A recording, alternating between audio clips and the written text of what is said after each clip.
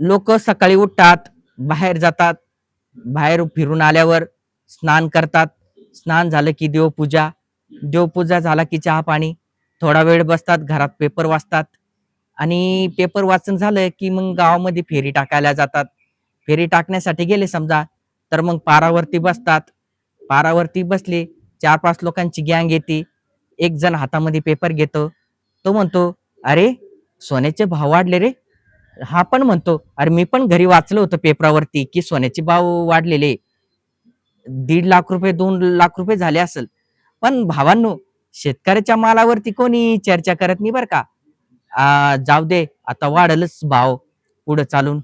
आता आपण मक्काचं पीक काढून ठेवलेलं आहे ना, वाढेल आपोआप भाव, असं लोक म्हणतात.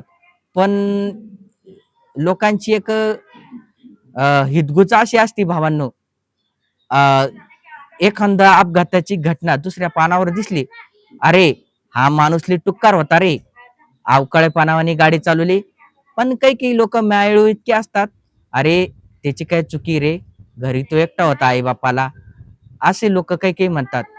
आणि काही लोक त्या लोकांना अशी टोमणे देतात, अरे, तुम्हाला काय माहित रे. काही काही लोक माघारी चांगलेपणा दाखवतात, पण बाहेर काय, असं लोक म्हणून दाखवतात बरं का. सतत एकच चर्चा त्यांची, सोनं महाग झालं, सोनं महाग झालं.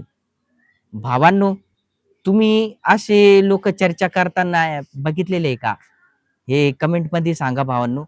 आणि हो भावांनो, या व्हिडिओला जास्त जास्त लाईक नका करू यार, स्किप करा राव.